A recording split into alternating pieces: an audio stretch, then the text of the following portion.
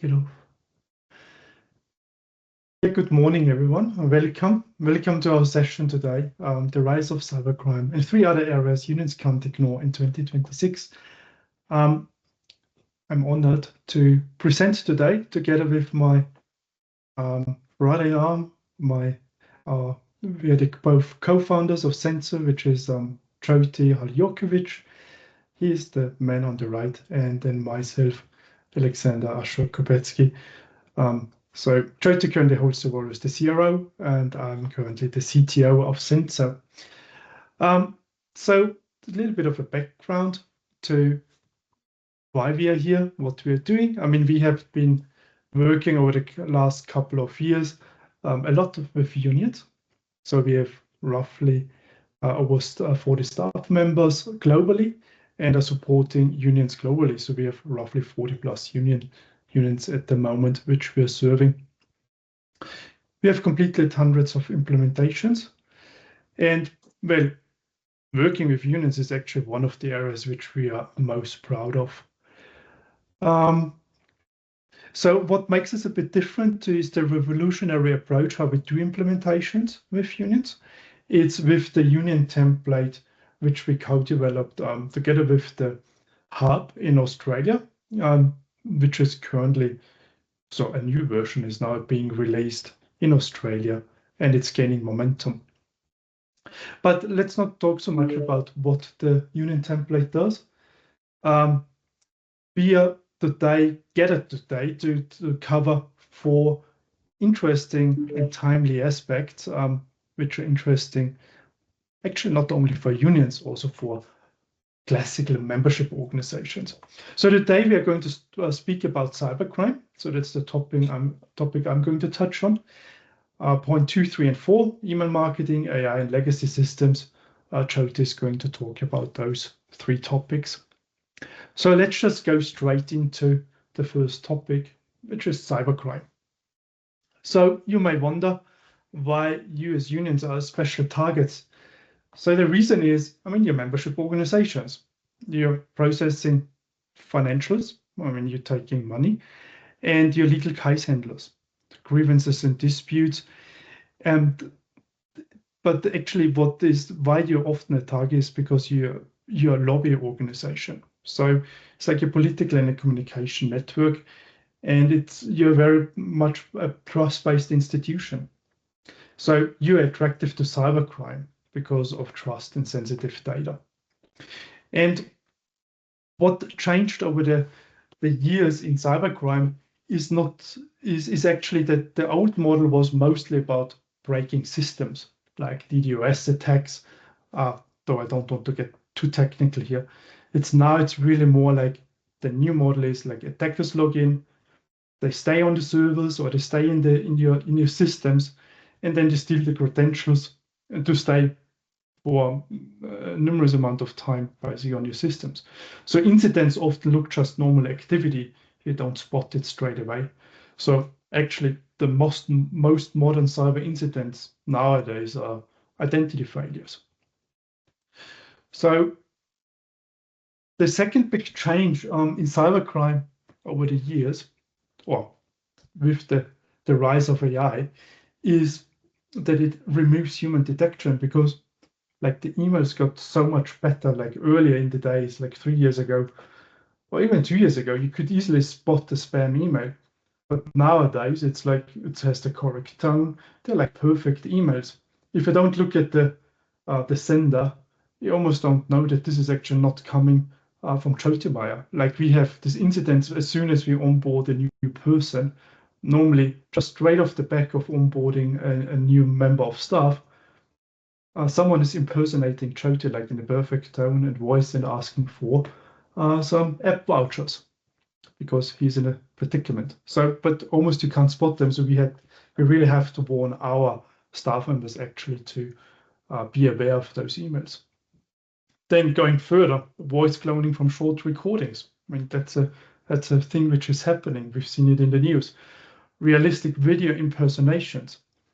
And attackers do target people and they're not targeting computers. So it's really around social engineering to understand is like, okay, how can a how can I steal an identity so that I can then log into a computer?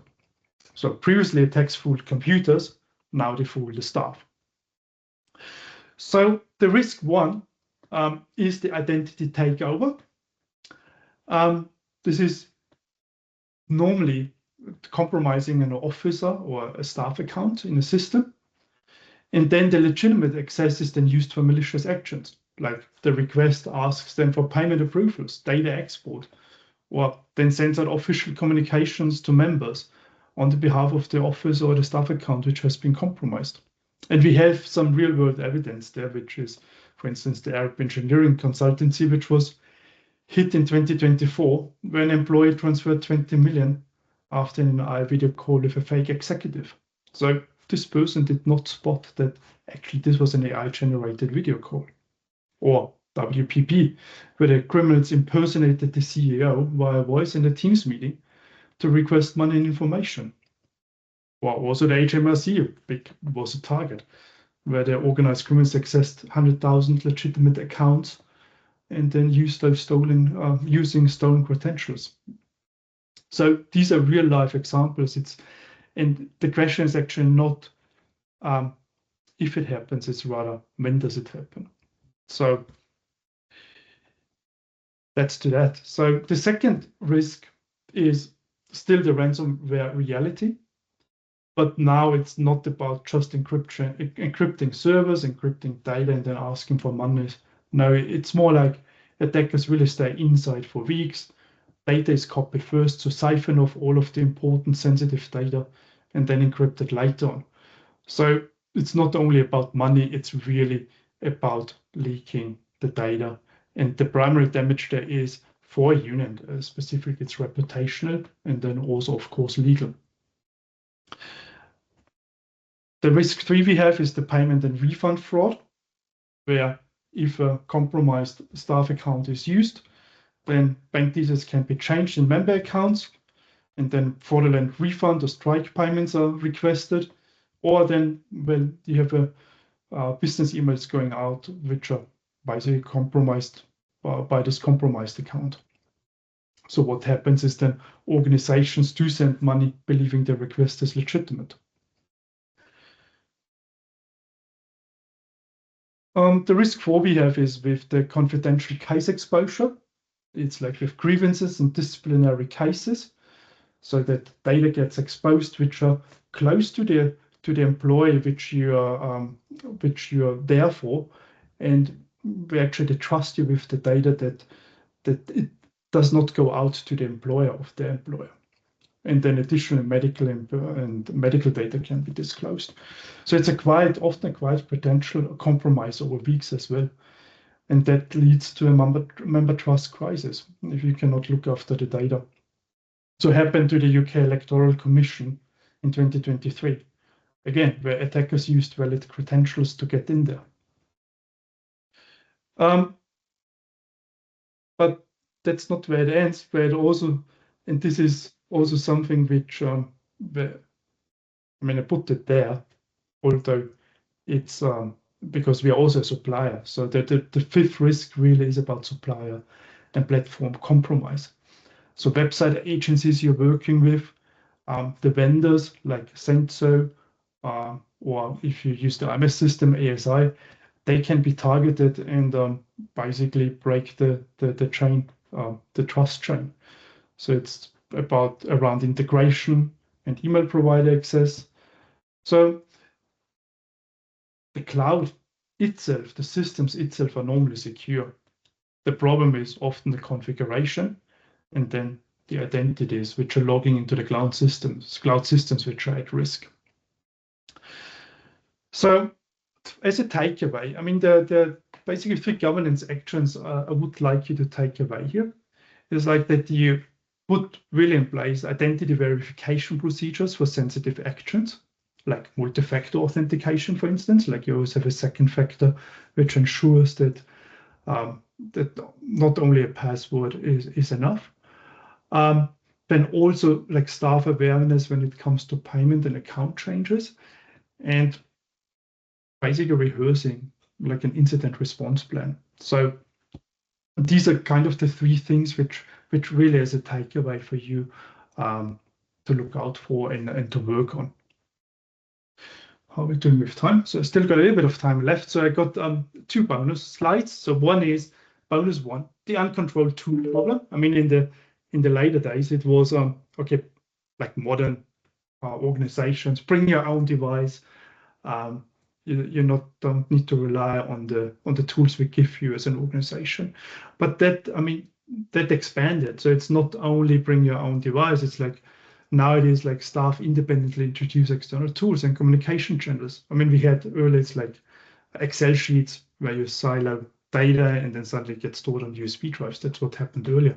But now you also have these examples of having WhatsApp groups, personal emails being used, shared drives, survey tools, AI drafting tools, all tools which are not normally centrally monitored, where there is no logging or no there's a backup. Then credentials are reused across unmanaged systems, and attackers do target those systems, especially the ones we do not know about. They do exist. So the largest data leaks, they do often happen outside the managed IT environment. The other thing which we are also have to be aware about now is basically the data sovereignty and basically the leadership accountability there. It's like trusted partners, like the US, for instance. We have cases there where the government then basically shuts down user accounts on known and used platforms like Microsoft Azure or Microsoft Office 365. So the cyber risk is not only like with hackers or with bad actors, it's also legal access to organizational data. I mean, this is really something which we sort of always had, but it has become more prevalent nowadays. So one really needs to check about cross-border cloud providers and what support access subcontractors have. It's also who has access to membership lists from the vendors, negotiations, internal planning, because this is all sensitive data. So thankfully, we do have some regulatory directions there. I mean, we have GDPR and IS2, but it does increase the leadership accountability. So outsourcing, IT does not outsource the responsibility there. When the bigger platforms do help by setting up dedicated data centers in the regions where those cloud systems are hosted. But one does need to check whether like there cannot be any legal actions taken against them. Anyway, so I mean, we do need to prepare. We don't need to panic, really. I mean, the greatest risk is a cyber incident combined with organizational unpreparedness. The preparation does determine the response speed and trust impact. And important is like the clear decision roles and rehearsed response matter more than the technology. So the whole thing here about cybercrime is actually not so much about technology. It's really about thinking through what are the different roles when something like this happens, when an incident happens. So we do have like the call to action for the preparedness is like you have a tested disaster recovery and a response plan in place, that you do run tabletop exercises, and that the decision-making roles are defined. You can engage a trusted partner for readiness support. And if you do so, do remember us especially when you're preparing a disaster recovery capability. We have been doing that just recently for a rather large union. So we know nowadays what we're doing there and can help you to be ready in case something happens. All right, so that was my part. Within the 15-minute mark, that's good. So I'm going to hand over to Jyoti now to talk a little bit about more fun stuff and more exciting things than damage. Well, thank you. Thank you very much, Ashok. Yeah, so we are currently working with some unions on disaster recovery plans and defining roles and responses that, what would they do in the event of something happening. And I think that preparedness is a real critical factor, just going through the action of thinking about things. But as Ashok has mentioned, cybercrime relies on other things. And one of the things that we're seeing cybercrime rely on very heavily is, if I can get this up, whoops, is it, my slide's not showing for some reason. Let's see if I can get you the next line. It's really not email marketing. There we go. Thank you. So a lot of cybercrime starts off with impersonation, and impersonation through email. And the question we should really be asking is, should we be using email marketing in 2026? Well, email marketing is definitely not dead. It's probably the most consistently used channel for marketing.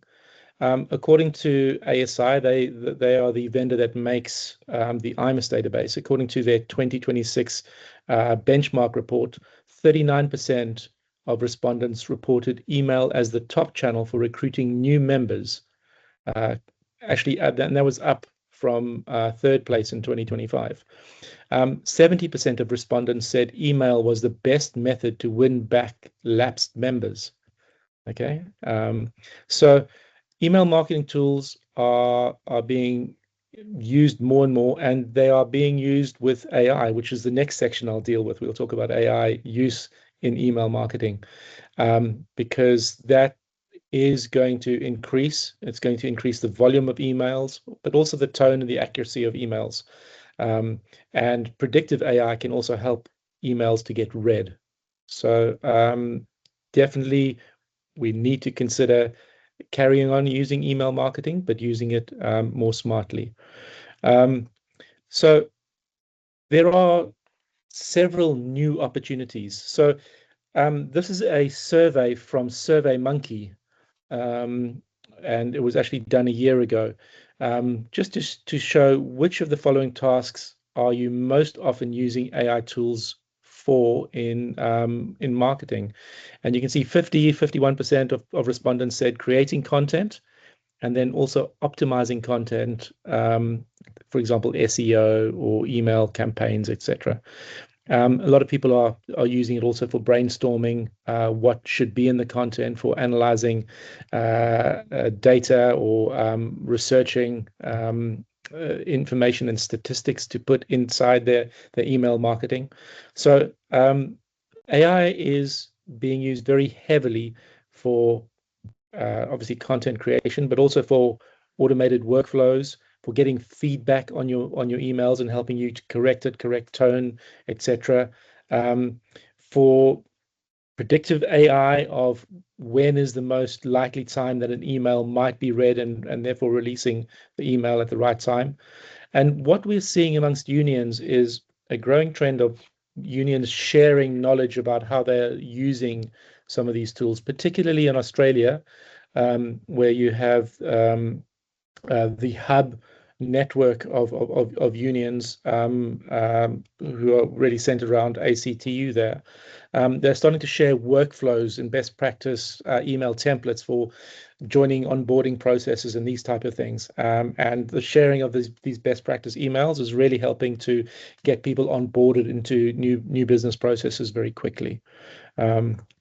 So let's look at some examples of AI usage in some of the common tools that we're seeing unions use. So I've just selected 3 tools.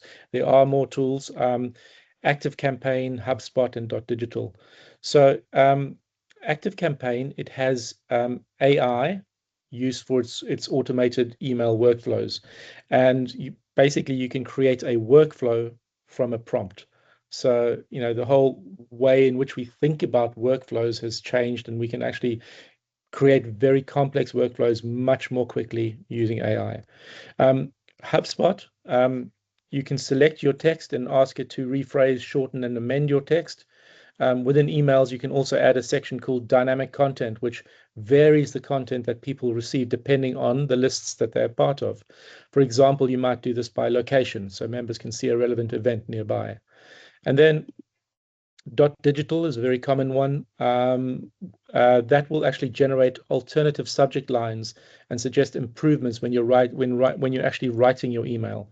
So AI will also turn your email into an SMS message in a couple of clicks, or a WhatsApp message. So you can do this multi-channel marketing much more quickly. And then you've also got send time optimization within Digital. So the template approach is what we're seeing benefit unions. As I said, unions are sharing templated workflows. They're also sharing templated emails, particularly around the join process. So when you have automated workflows around, what steps do you take someone through in a join process, and what emails are you sending them through as they get onboarded as a new union member? Those things are helping unions to get value more quickly from the system, rather than spending a lot of time trying to optimize and test out various mailings and processes. So we're seeing a lot of that sharing going on with the UHub collection of unions in Australia. And that's something we're very keen to help unions to create over this side of the pond, as it were, in the UK and in Europe, to create ways of sharing those best practices and those templates. So the next thing I want to talk about is AI, because all these things are actually linked together. We can see cybercrime is linked to email, is linked to AI.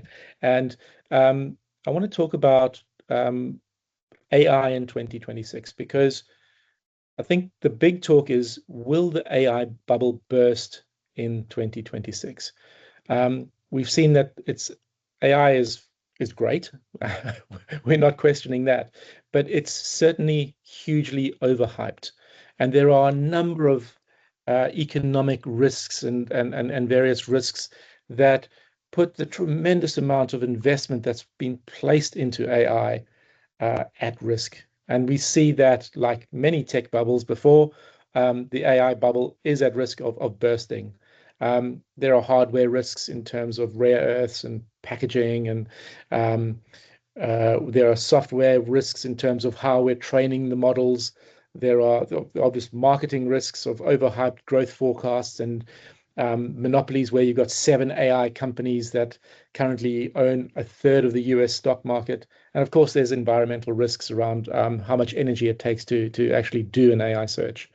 So we see that the hype of that bubble is very real, and it's likely to come down to earth this year. We're seeing some signs of that already.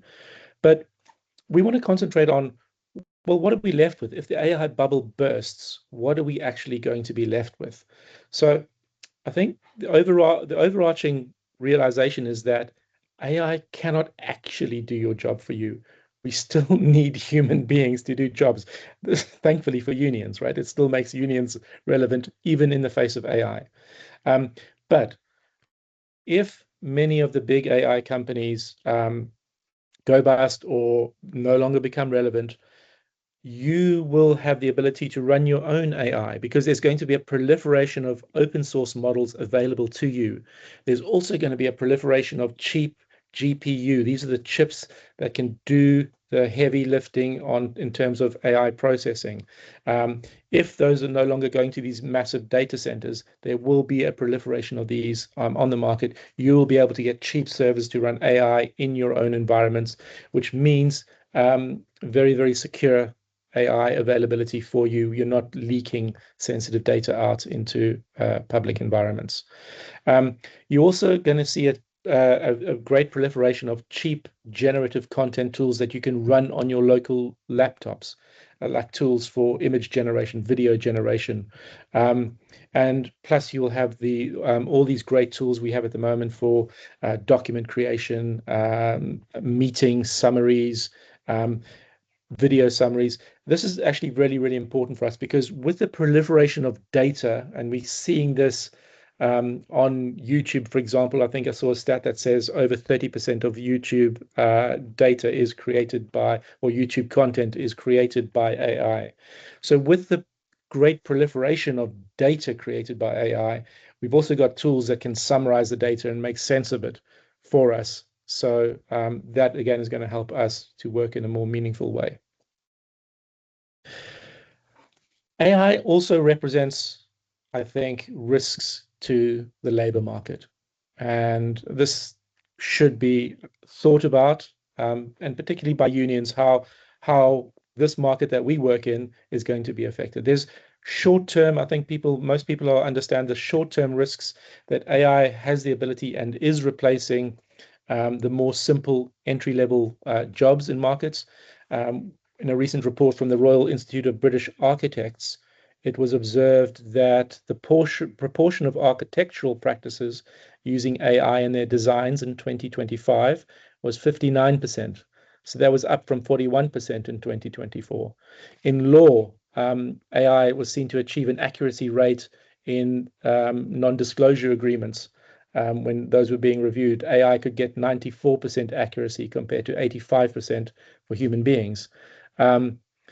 There's an AI anxiety index in law. 1 in 5 pre-law students fear AI replacement for their jobs, and 34% of junior associates cite tech as their biggest career threat. And in the arts also, you've got OpenAI's DALL-E 3 model. It creates approximately 2 million images every day. So 55% of professional artists worry that AI will hinder their ability to generate income. And while 69% of consumers prefer customer service interactions with real people, 45% enjoy the novelty of AI art in adverts. So in the short term, we are likely to see job shortages particularly amongst graduates, and we're likely to see higher youth and young people unemployment. But we still need the experienced people to oversee the AI and to make sure that it's not hallucinating and that it's doing its job correctly. But in the longer term, where are these experienced people going to come from? In the longer term, we're going to see a shortage of those experienced people that can oversee the work of AI, because we haven't got the younger people coming through the ranks and gaining experience. And so we're likely to see a shortage of experienced people in the long term as well. So this is a real dilemma for the labor market. And we've got unions, some of the unions are in a real dilemma. For example, Equity, because of what I said about arts. Equity is seeing AI replace the jobs of many of its members. But it, as a union, knows it needs to adopt AI in order to stay relevant and to be able to provide the levels of member services that people are starting to expect. So it's a bit of a damned if you adopt and damned if you don't approach. So this is a very real dilemma that unions are going to face increasingly this year. And then the last thing that I think is a big risk to labor is what I call, or what is termed in automation theory, the concept of a centaur. A centaur is, I think, Steve Austin, the $6 billion man, has got a bionic arm. So you've got a human brain, and someone is augmented by machine or software or AI. That I would see as a good thing, because you still have human minds in charge. The opposite of that is what's often called a reverse centaur. I think is a step backwards for civilization. And that's the example of an Amazon driver. AI tells the Amazon driver where to go, where to stop, what to deliver, and they're at the mercy of a machine. So it's almost like you have the machine head and the human body. And I think that really represents a step backwards in terms of human civilization. So that is a very real risk that we're going to have to deal with. So where are people currently using AI? Where are they getting benefits? The first thing that you're going to be faced with is that your staff are going to use AI, whether you like it or not, because Copilot, ChatGPT, it's everywhere. It's on mobile phones, it's in browsers. People are going to be using it. So it's important that unions develop a data-safe AI usage policy for staff. What AI should you use? When should you use it? And when shouldn't you use it?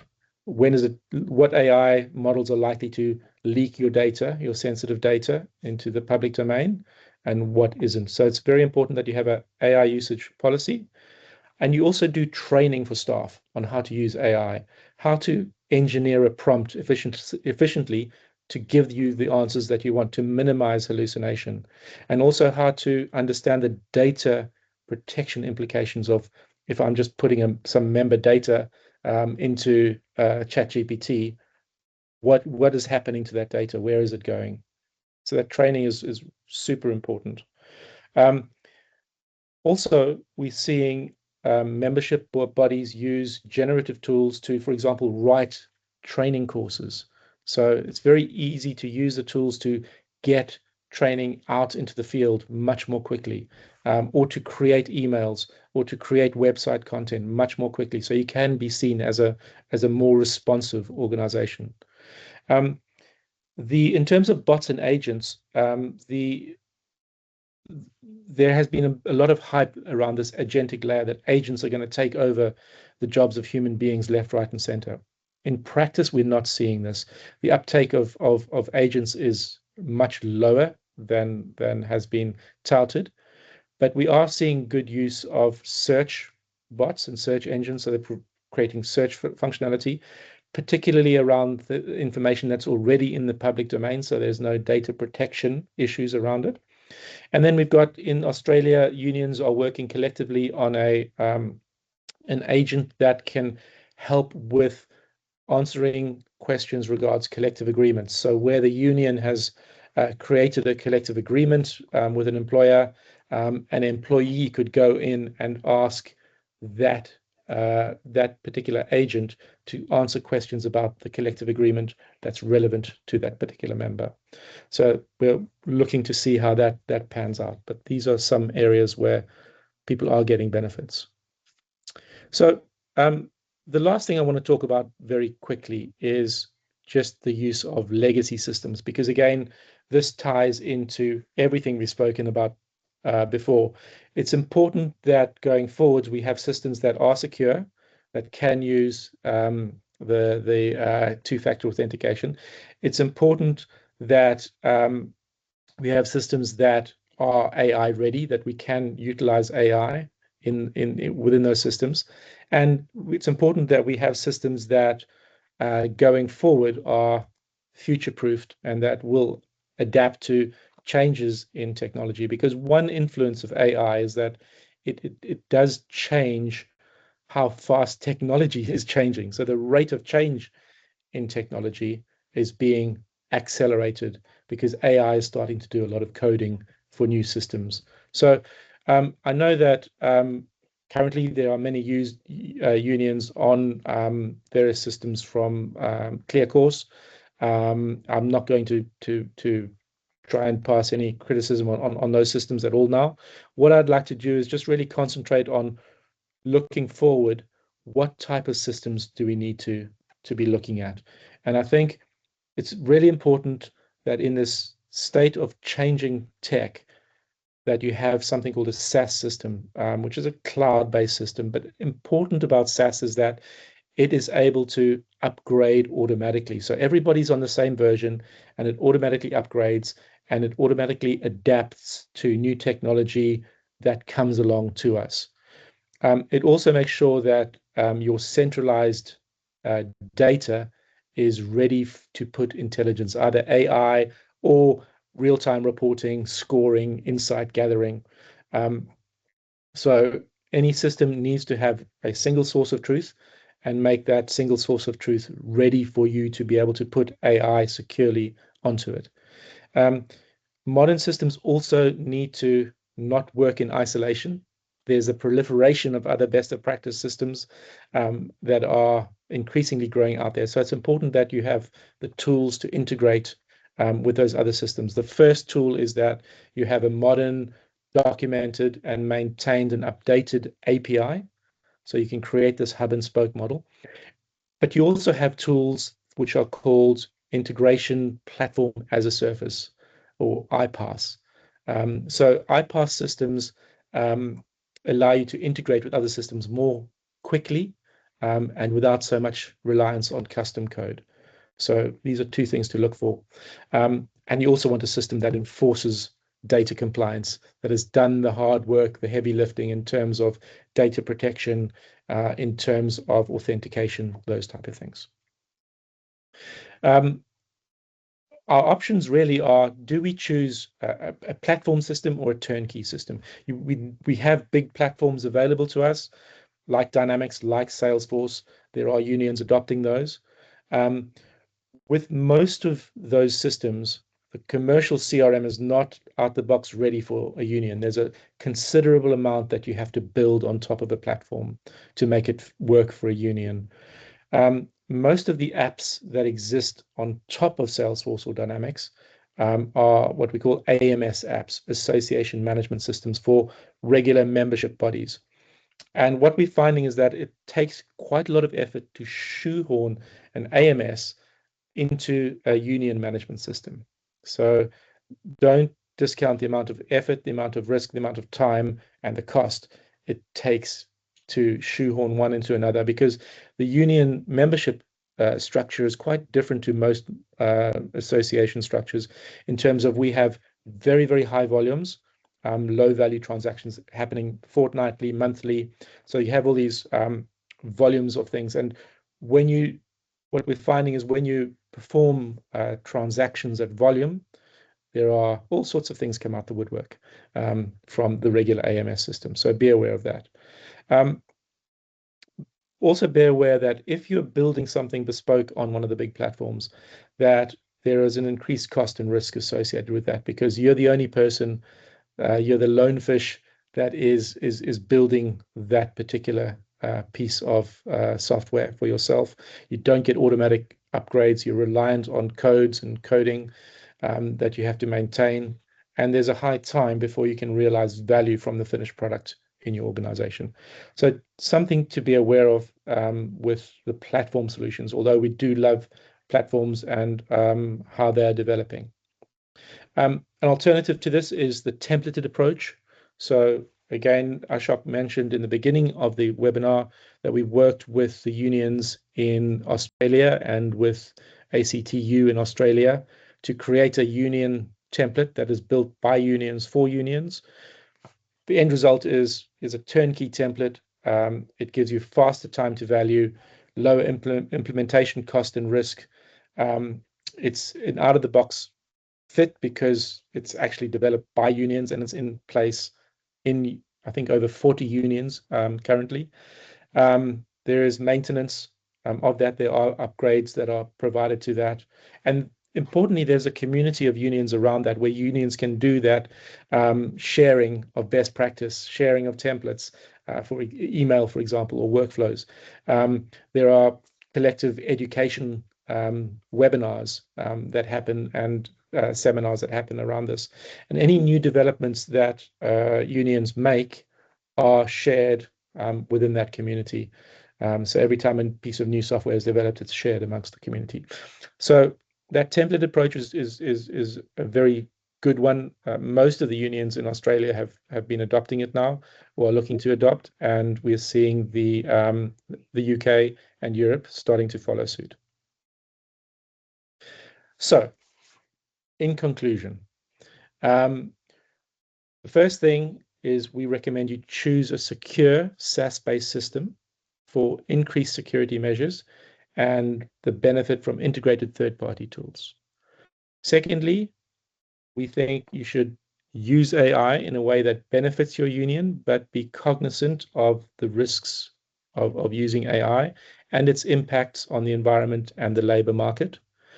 And thirdly, we're happy to talk to anyone that just wants to continue this conversation further. We're happy to share our experiences with other unions and what we've done with them. And lastly, as a takeaway from this webinar, I would encourage people to take our digital maturity assessment. It's a quick online assessment. You can scan the QR code on your screen. It takes around 5 or 10 minutes, and it gives you an output of what is your level of digital maturity, where are you using technology efficiently, and where can you improve on the way that you use technology. Zentso have developed a system called Digital Success around these maturity assessments that can help you understand your level of digital evolution and what you should be concentrating on in order to improve your use of tech and get better value from your use of tech. So we've now got a little bit of time for Q&A. I'd encourage people just to use the Microsoft Teams Q&A function, which should be at the top of your screen. And please make a note, we will be sending out a recording of this webinar for you. So you'll have full access to the recording. But if anyone has any questions that they'd like to pose now, or just make any comments, we're happy to open the Q&A for questions. So I think John Wood is currently typing a question. I'm not seeing any questions in the Q&A right now, so we'll take John's comment very, very quickly. John's saying he's interested in the points around data sovereignty and potential risks on reliance on cross-border big tech. This obviously grows as we move everything to cloud platforms. What should we still be keeping half an eye on as we continue down a cloud route? Great question. So there's actually a lot more that we wanted to say around data sovereignty. So let me just say a little bit, and then Ashok, I'll hand over to you because you've got a lot more, I think, that you can say about this.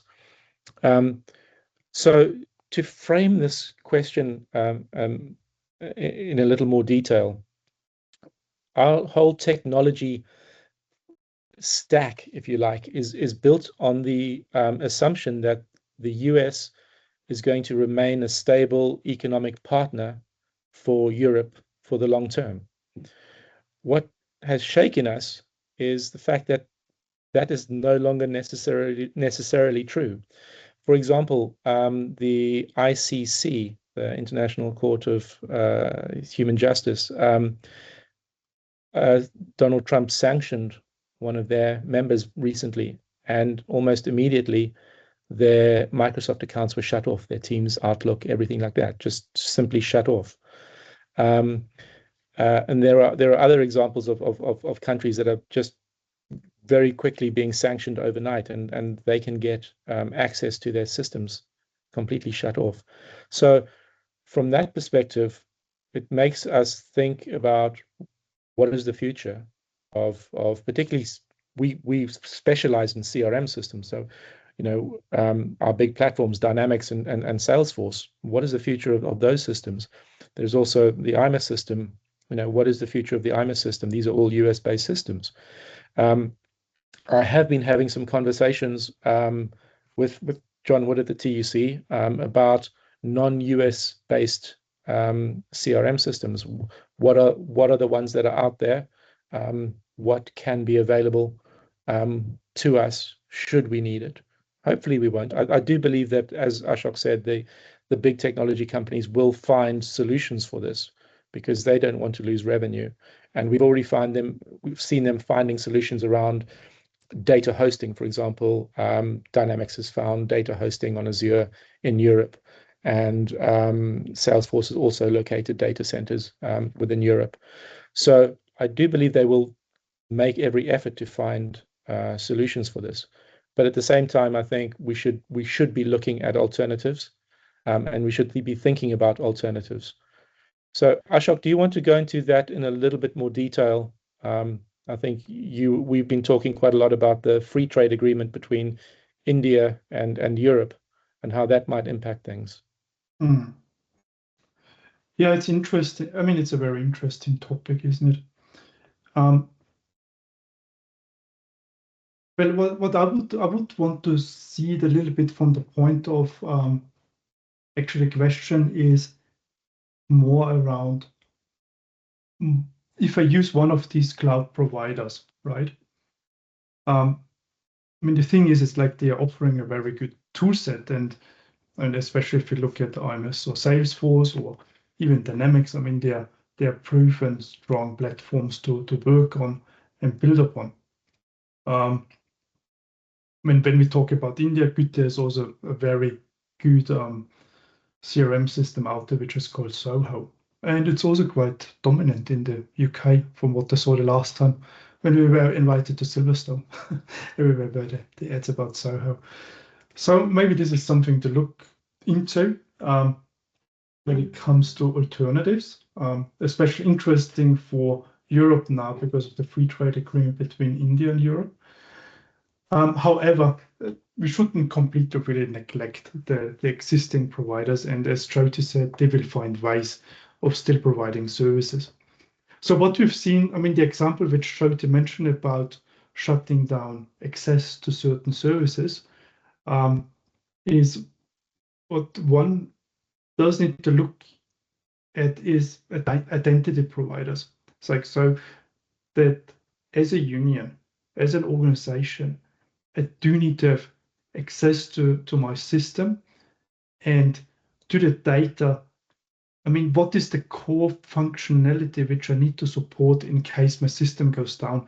So this goes actually more into thinking about disaster recovery. So what happens if my system is not available?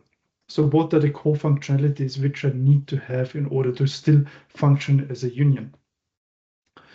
In line with that is, where do I keep backups? So if I do have my system in the cloud, I still should keep my backups which I have access to, even when the cloud system goes down. So I think these are actually the questions which one needs to ask. It's like not so much about panicking around, okay, now I need to find a different provider, I need to look at different providers. Yes, it's an option. Often, I mean, I know from our perspective, we are very heavily invested in US tech at the moment. We're thinking of looking at some other systems as well. But you cannot just give up on those. So I rather would really look from it from the point of disaster recovery. Like, okay, I need to be able to log into the system.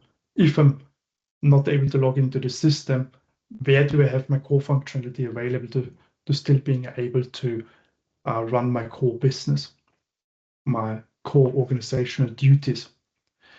And then also that I do have a good data retention policy or a good policy about where do I keep my backups.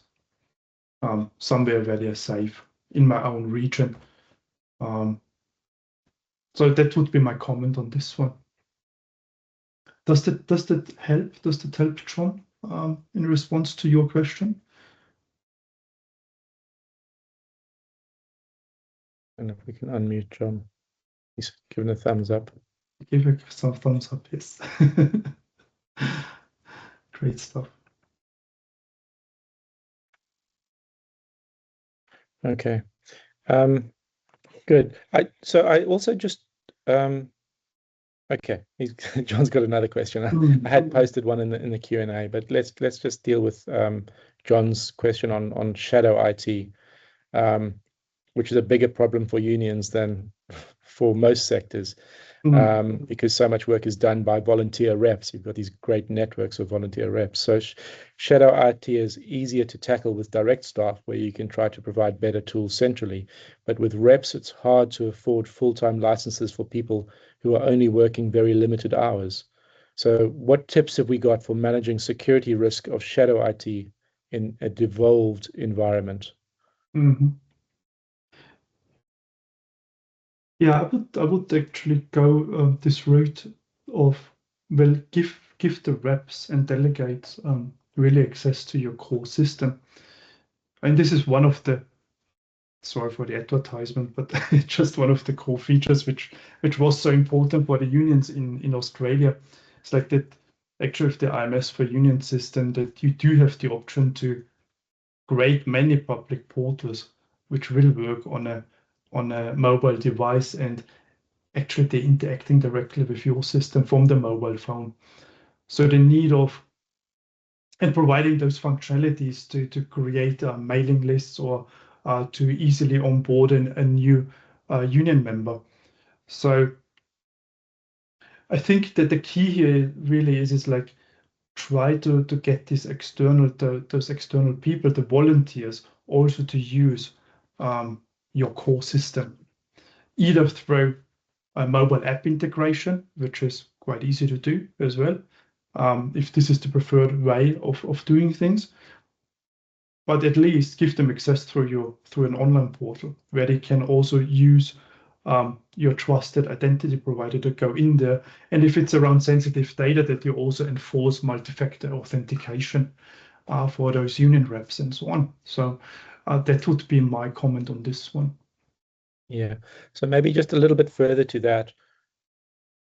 I talked about the proliferation of IT and all these lovely best of practice apps that are just flooding the marketplace. And with AI being able to code now, expect that to double or triple in volume very, very quickly. What that means is that in any organization, people are going to be saying, oh, I want to use this app because it's so efficient at doing this for me. Or I want to use this event tool because I can run all my training on Eventbrite. And the more data silos you create like that, the harder it is to manage the threat of shadow IT, because people just start putting apps and what have you on, and particularly data on their devices that you don't have any control over. And so the challenge is to get people to use a centralized system. We do have centralized systems that people can use. The complaint that we often hear is that, oh, it's not as easy, or we're not used to it, or this other thing has these nice features, and your centralized tool looks a bit clunky.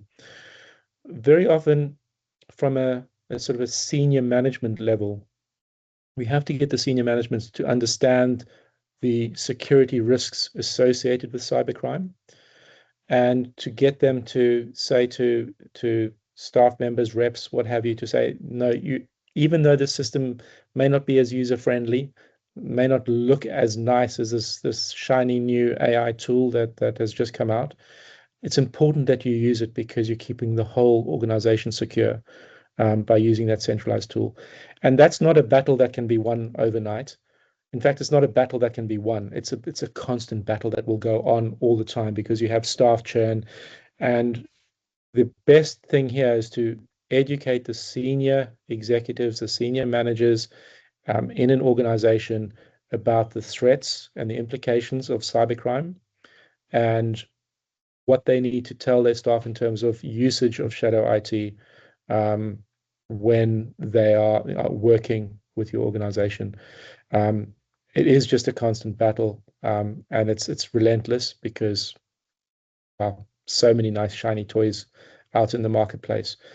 I think we should also have a policy in terms of how we adopt new shiny bits of technology, and that it should go through a review with normally an IT department.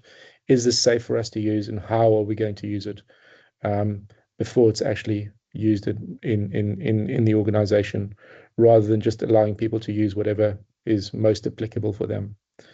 It's not great news to hear that, because we'd love to let people use the tools that they're most comfortable using, but there are security implications when that happens.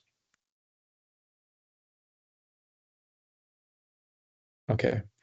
Are there any other comments, questions, anything else people would like to cover? So if there are not, what I'd like to say is that we will be sending out a short survey after this webinar, just to get your feedback. We are happy to create follow-on webinars from this to jump into any of the aspects, those 4 aspects, in more detail, either AI, cybersecurity, going into legacy systems, demos of other systems that are out there, and sharing our experience with what we've done with other unions. Happy to jump into other webinars that will be available to you in the survey. So apart from that, yeah, thank you very much for your time. I hope this has been instructive, informative for you. And yeah, we'd love to hear from anyone if they do have any questions or follow-ups that they'd like from us. Thank you all for your attention, and have a great day. Thank you.